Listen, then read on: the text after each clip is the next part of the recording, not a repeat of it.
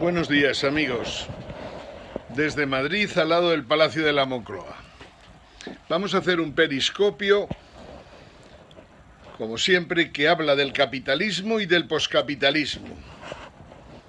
Deja por muertos el neoliberalismo financiero, el socialismo y el comunismo, y va a hacer hincapié en lo que ha sido el capitalismo y lo que es en estos momentos el poscapitalismo. Todo lo vamos a relacionar con lo que está pasando en Europa y en Estados Unidos tras la victoria de Trump. También lo relacionaremos con Rusia y con China. Pero vamos a tratar de no extendernos en demasía y sí concretar lo que realmente estamos viviendo en el mundo y por descontado en España. En España ninguno de sus 4 partidos importantes, aparte de los nacionalistas, tiene las ideas claras con respecto a lo que está pasando en el mundo en estos momentos. Y lo peor es no solo no tener las ideas claras, sino vivir en un país insolvente como es España, que tiene que refinanciar cada año prácticamente 150.000 millones de euros de deuda, que hasta la fecha ha vivido con unos tipos de interés muy bajos, dada la política que se ha seguido en estos últimos tiempos en Europa y en Estados Unidos, pero que en estos momentos está a punto de cambiar y va a generar grandes problemas.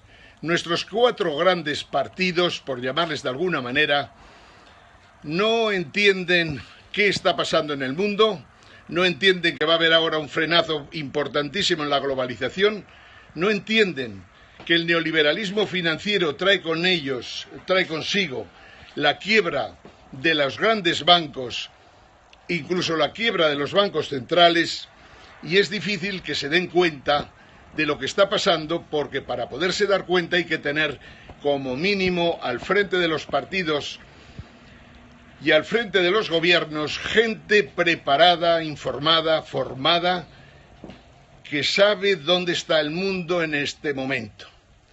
Como eso no ocurre en España, pues tenemos un grave problema. El resto lo hace la manipulación de televisiones como la 4 y la Sexta, especialmente la Sexta, que ha convertido la televisión en un centro de manipulación en el que gente que deja muchísimo que desear, por no llamarles inmorales, desconocedores de la ética y desconocedores de casi todo, van manipulando, violentando a la gente que va a las tertulias, hasta el punto de que, sinceramente, hoy día, ver la televisión en la 4, en la Sexta, sobre todo en estos programas que compiten en franja horaria con nosotros, es una pérdida de tiempo. Aparte de que la gente se cabrea viéndolos, lo cual no es sano en estos momentos y en este otoño tan espectacular en Madrid en estos días. Estamos diciendo que tenemos que aceptar todo el mundo que los últimos 55 años, por decir unos años, hemos vivido bajo el capitalismo, sin dudas de ninguna clase. Lo que había de socialismo y comunismo o socialliberalismo fue cayendo poco a poco porque sus postulados no iban en realidad con la evolución que estaba siguiendo Occidente e incluso Oriente, y las doctrinas marxistas en las que se apoyaban unos y otros se demostraron que no podían salir adelante porque tenían graves errores de fondo. El comunismo, que llegó a ser una religión, no fue capaz de imponerse en ningún sitio y ha fracasado en todos los países en los que se ha hablado de partidos comunistas. No ha sido porque sí. Los grandes errores nacen sencillamente de no entender seguramente a Marx. Marx siempre habló de capitalismo. Marx habló de que el capitalismo tendría su fin, lo cual no es extraño. Todos los sistemas que ha habido en la historia han acabado. Primero crecieron, después se desarrollaron, pero finalmente todos prácticamente murieron.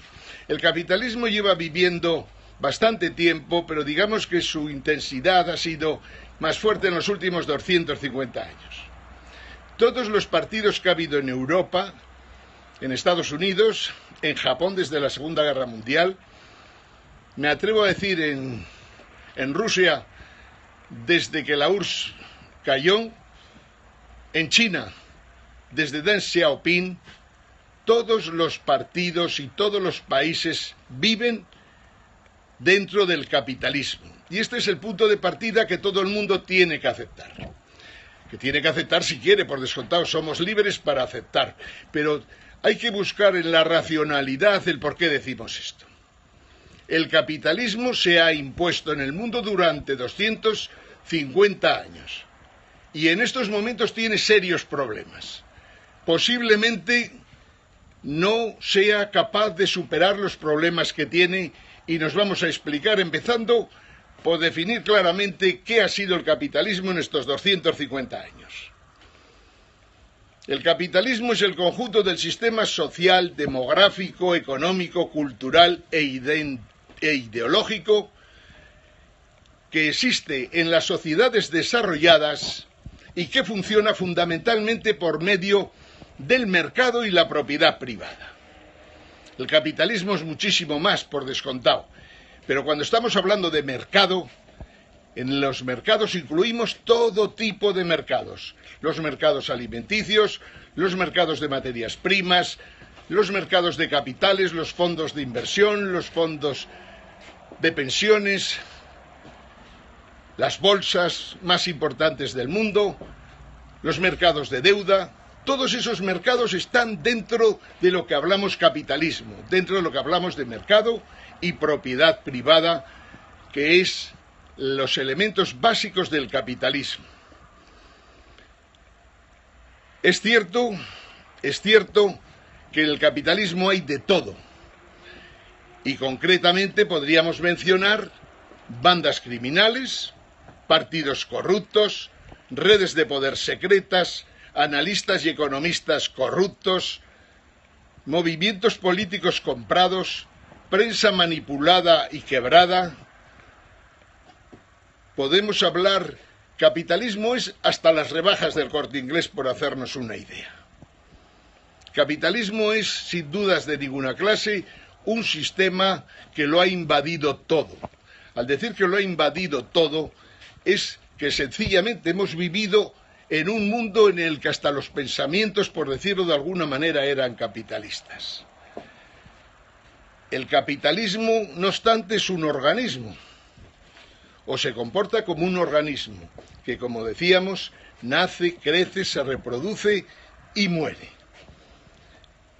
El capitalismo tiene otra cualidad que tenemos que tener siempre presente, sobre todo en los momentos en que pensamos que cae, y es que el capitalismo es incontrolable. Nadie puede con él. El capitalismo, nadie puede hacer nada contra él. Quiero decir, ni los gobiernos, ni individuos, ni siquiera Estados Unidos, China, Rusia, nadie puede controlar el capitalismo. Si se pudiera controlar, seguramente no sería un sistema que lo ha invadido todo a lo largo de 250 años.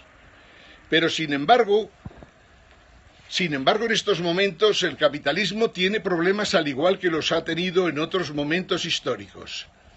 Tras la Segunda Guerra Mundial, el capitalismo tuvo que definirse.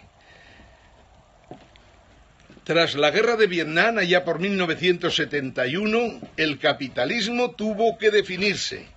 Y hemos visto dos periodos diferentes. Uno, en que Estados Unidos quería ejercer de imperio en el mundo y por lo tanto condonó deudas de todos los países que intervinieron en la Segunda Guerra Mundial, y a la vez que condonaba deudas, invertía porque tenía capacidad para hacerlo en todos los países que habían quedado destrozados tras la Segunda Guerra Mundial.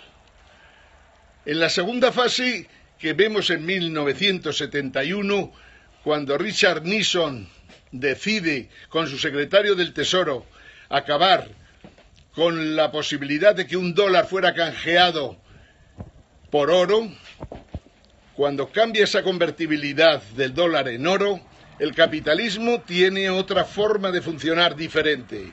Es una época que Varoufakis la denomina la época del Minotauro, Un minotauro que está en Wall Street y que consigue que todos los excedentes comerciales, todos los excedentes de la producción petrolífera vayan a Wall Street, y en contrapartida los Estados Unidos, en vez de hacer lo que hacían antes, que era instalar sus equipos en prácticamente toda Europa, lo que realmente ocurre en estos momentos es que Estados Unidos prácticamente compra todo lo que se produce en los países más importantes de Occidente e incluso China.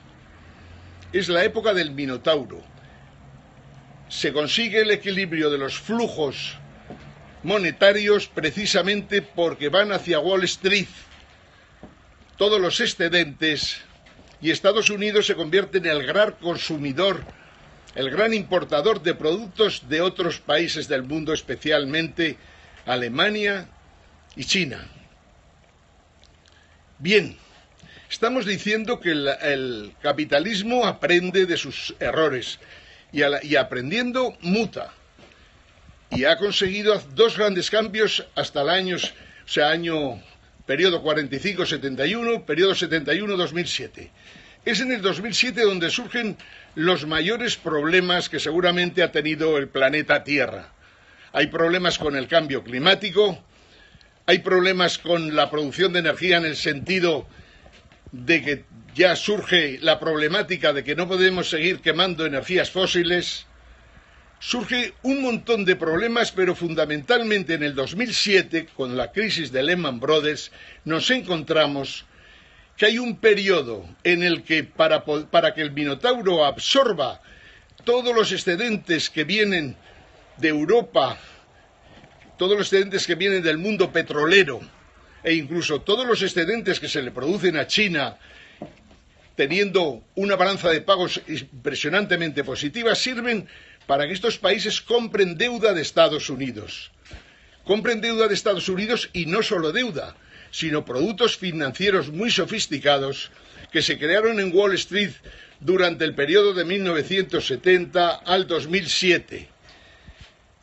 Fue una época, una especie de orgía del neoliberalismo financiero, por lo que terminará cayendo. Jamás hubo tantos ambiciosos a nivel de presidentes de grandes bancos de inversión y a través de puros bancarios, o sea, gente que se dedicaba al negocio de trading o al negocio de simplemente preparar titulaciones basándose en bienes que prácticamente no, o en activos que no tenían en muchas ocasiones valor alguno. Se hicieron titulaciones por millones, y junto a las titulaciones aparecieron los CDOs, de los que hablábamos ayer y hemos hablado tanto este verano. Unos activos que con una calificación AAA otorgada por la propia Reserva Federal y los bancos centrales del mundo, que sin embargo no tenían esa calificación. Junto a los CDO surgieron los CDS, que sí, eso sí que es un producto peligroso como nunca se había creado a lo largo de la historia. Y como producto peligroso que es, debería haberse, en el momento que se dieron cuenta de lo que podía suponer, y en el año 2007 hay una vez en que se aplica un CDS, opera, y Estados Unidos no le queda más remedio que resolverlo, se encuentran con que una operación de prácticamente 3.000 millones de euros o de dólares se convierte en un coste para el gobierno americano de prácticamente 150.000 millones. Jamás había ocurrido nada así en el mundo financiero con un producto financiero como los CDS. Bien, ese problema ahí lo tenemos, ese problema ahí está, ese problema lo ha generado el capitalismo y tiene que resolverlo, y en estos momentos, a fecha de hoy, noviembre de 2016, no está resuelto.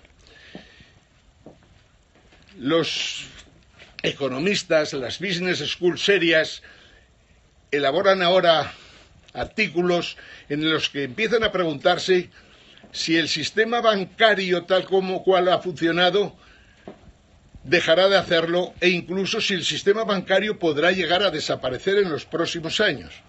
En nuestra opinión creemos que sí, entre otras cosas porque le han surgido grandes competidores que en principio no tienen las cargas que tienen los grandes bancos de inversión y los bancos centrales. Pero siendo este uno de los problemas básicos, que genera el capitalismo de esta época, y que lo vemos en el año 2007 con la quiebra de Lehman Brothers, siendo uno de los problemas básicos, en paralelo, precisamente, el poder tratar grandes datos, el poder planificar, el poder operar, el poder comunicar, el poder informar sobre tantas operaciones que estaban desarrollando en el mundo financiero, provocó o creó una tecnología impresionante para el tratamiento de datos que no existía en las épocas de la planificación soviética, por ejemplo.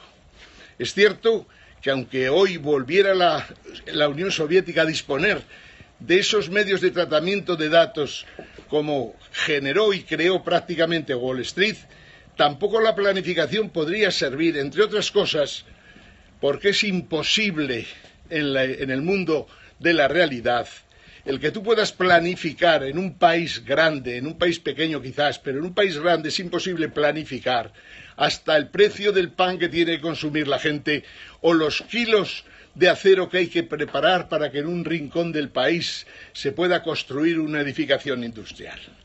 La planificación se cae por su peso, aunque hoy día, sin dudas de ninguna clase, hay mejores herramientas que las que había en el periodo que va de 1918 a 1980. Entonces decimos, el capitalismo genera tecnologías impresionantes, genera tecnologías de la comunicación, de la información. El capitalismo va aprendiendo, se va dando cuenta de que hay servicios, de que hay productos que en el pasado conseguían generar beneficios para los que los habían preparado, llámese un libro, llámese un compact disc, llámese cualquier medio que se os pueda ocurrir, que pueda tener un tratamiento de texto a través de ordenadores. Todos esos productos tenían la dificultad de que hay que realizar una inversión, pero luego a la hora de recuperar ingresos para obtener beneficios, se encontraban con que ya no se producían.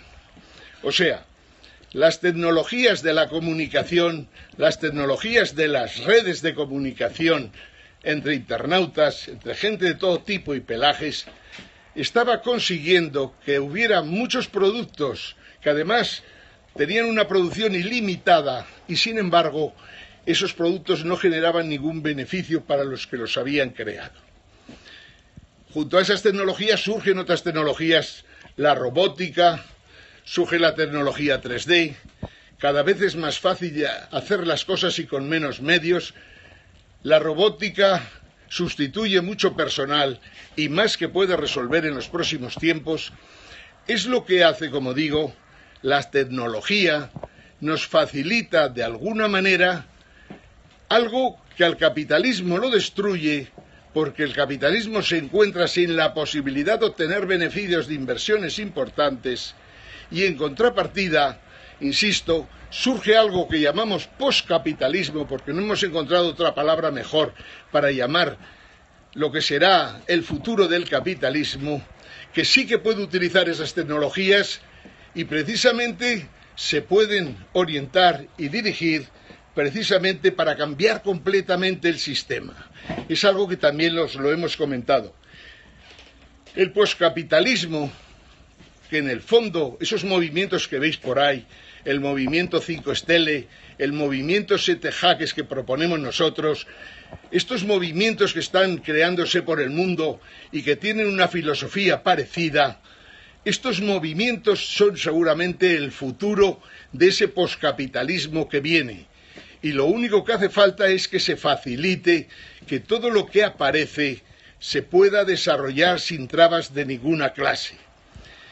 Decíamos antes, y rematamos un poco, que el capitalismo tiene instinto de supervivencia como ningún otro sistema a lo largo de la historia. Y por eso es por lo que ha impulsado cambios tecnológicos que en el fondo llevaban dentro de sí cambios muy importantes en el sistema global que ha estado funcionando hasta la fecha.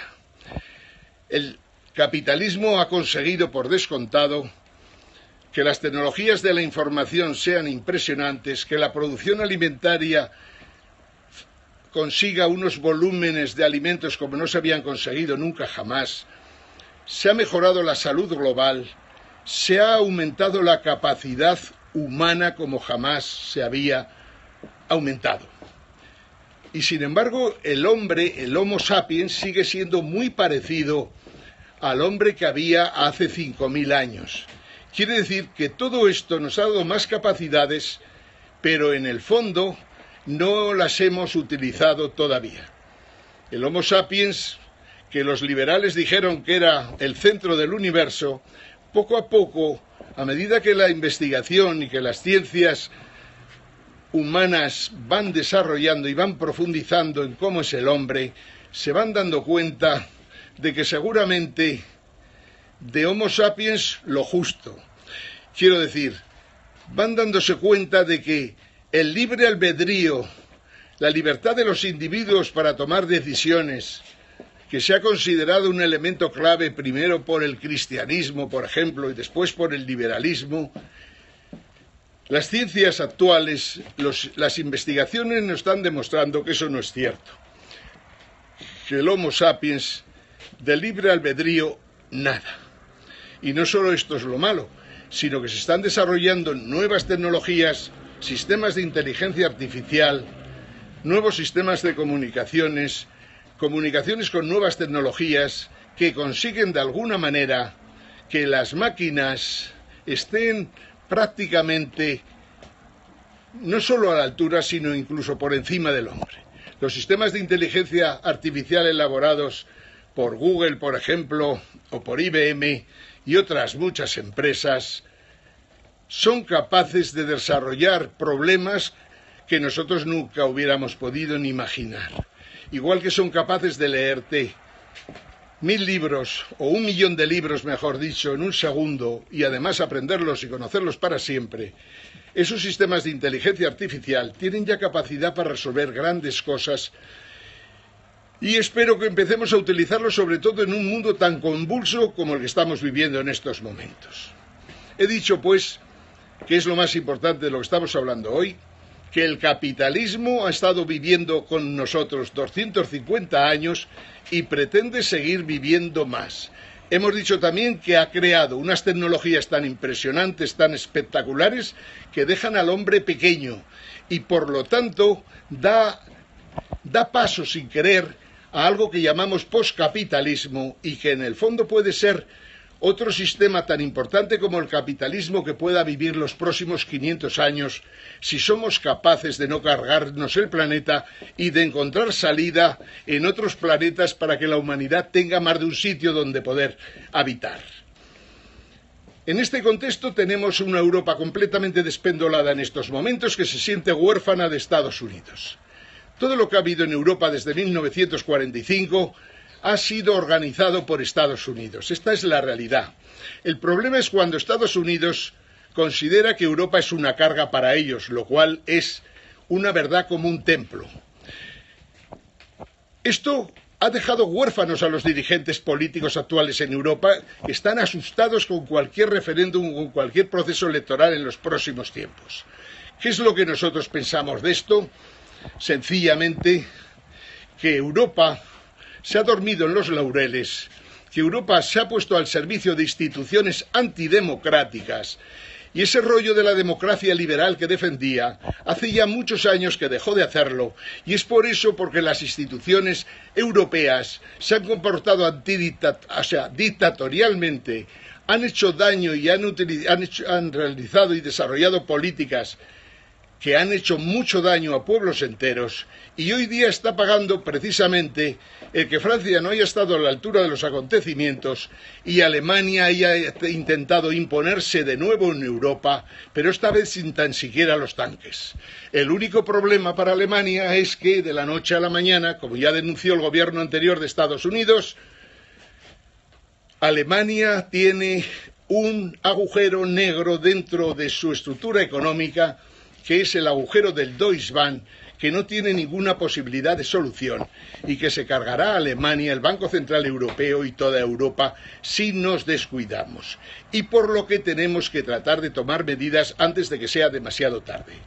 Ya hay pocos en estos momentos que algo que nosotros defendimos con mucho calor hace 5 años y que no nos dejaban ni siquiera pronunciar en las televisiones de España, que era que el euro era nefasto para Europa, pero especialmente nefasto para países como España, eso que entonces parecía una especie de butad para algunos, en realidad era algo muy claro y muy cierto desde el mismo principio que se crea el euro, porque el euro en el fondo nace cuando Estados Unidos ya ha decidido que no tiene sentido una Unión Europea. Cuando Estados Unidos considera que es mejor tratar a los países del mundo, volver incluso a cómo funcionaban cuando existían los estados nacionales en Europa, por descontado, y en el mundo adelante. Estados Unidos ha cometido muchos errores y por eso no será la superpotencia o la hiperpotencia del siglo XXI. Pero lo que sí que está claro es que Europa en estos momentos para ellos, más que una ayuda, es una carga. Y de ahí las reacciones histéricas de Merkel y compañía, intentando ver cómo después de haber echado peste sobre el próximo presidente de los Estados Unidos, cuando ninguno de ellos pensaba que podía ser eso una realidad, se ha encontrado con que Trump está dispuesto a cambiar las reglas de juego. Cambiar las reglas del juego para nosotros supone que seguramente los problemas del sistema financiero internacional empezarán a abordarse en algún momento. Cambiar las reglas del juego supone que se acabó la farsa, quiero decir, no se puede seguir emitiendo deuda por los estados al nivel que se emitía en los últimos tiempos. Esta es una realidad evidente. Si no se puede emitir deuda, los estados tendrán que empezar a actuar racionalmente. Y países como España se encontrarán con que van a tener serias dificultades para poder refinanciar su 1,5 billones largo de deuda que se ha emitido como si fuera una medida completamente inocente, cuando en realidad España lo que ha conseguido con tanta emisión de deuda y con las cantidades que tiene que renegociar cada año para poder pagar lo que debe, es generar un problema para España de difícil solución. Al tomar medidas lógicamente están subiendo los tipos de interés de la deuda. Al subir los tipos de interés de la deuda, los tipos de interés, el gasto financiero en el presupuesto español, que estaba en 30.000 millones, sinceramente se puede duplicar con mucha facilidad y quiere decir que tendríamos un déficit adicional de 30.000 millones. Completamente inabordable con los ingresos presupuestarios actuales de España. Yo no sé de qué presume el Partido Popular si jamás se ha podido gobernar peor de lo que lo ha hecho el Partido Popular, y mira que lo hizo mal el señor José Luis Rodríguez Zapatero cuando gobernaba el PSOE. Tenemos ahora un problemón impresionante porque precisamente cuando se suben los tipos de interés de la deuda y los tipos de interés básicos de los bancos más importantes de la Reserva Federal y demás, cuando se suben los tipos de interés, el sistema financiero se convierte en una especie de gran piscina con agujeros por los que empieza a salir el agua, especialmente cuando se ve qué bancos de verdad están quebrados en el mundo, qué bancos están quebrados en Estados Unidos, en Europa, en todo Occidente, en Japón e incluso en China. Cuando suben los tipos de interés es cuando vemos cómo el agua que se mete en una piscina con agujeros empieza a salir a toda velocidad y empieza a provocar estragos. Esto es lo que vamos a ver ahora cuando Estados Unidos suba por primera vez o por segunda vez los tipos de interés de la deuda a 10 años, que lo veremos en los próximos días con toda seguridad, porque esto es lo que supone Trump, un poco de seriedad en el sistema financiero, separación de los bancos de inversión y los bancos comerciales. Y mientras tanto en Europa seguimos todavía alimentando la bestia de la deuda, la bestia esta de la deuda que en todos los países va a generar problemas muy serios. Y por lo tanto habrá que actuar ya de una vez para racionalizar los equilibrios económicos que desde luego en estos momentos no existen prácticamente en el 70% de los países de Europa.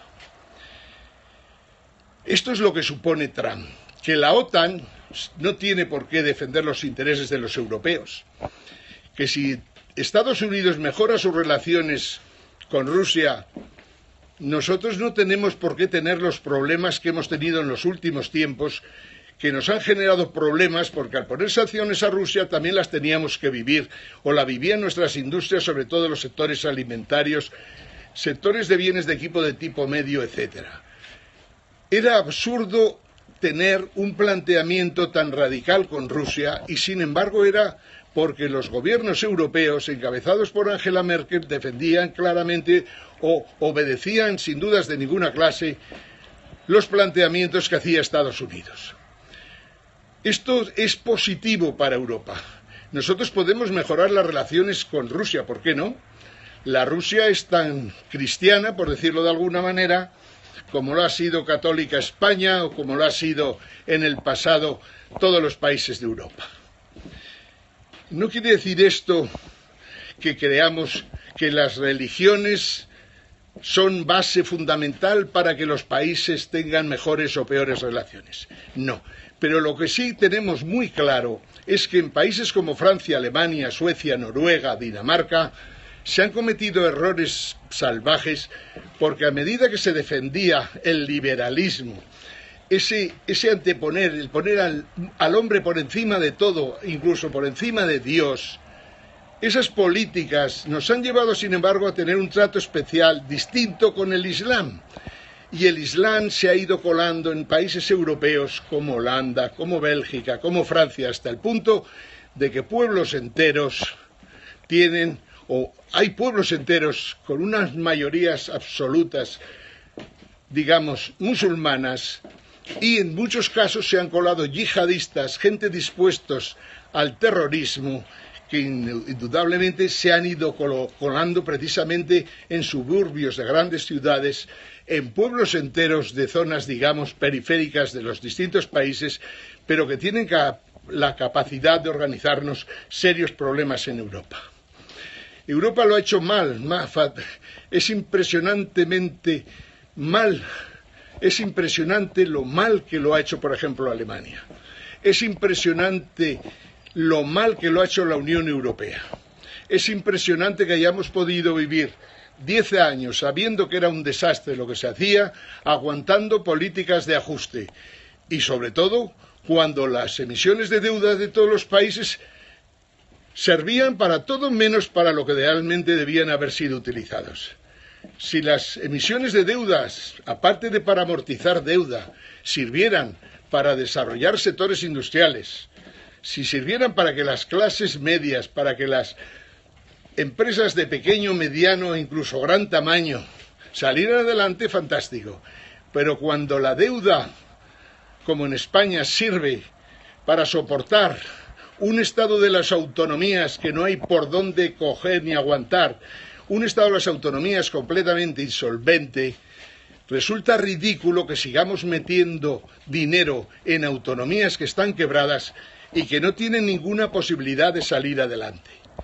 Mientras en España no consideremos que la deuda es un tema serio y que si no podemos pagarla tenemos que recortar el Estado autonómico, como hemos dicho muchas veces, primero de 17 autonomías y 2 ciudades autónomas a 7 autonomías. Esto es lo que propone el movimiento 7 Jaques.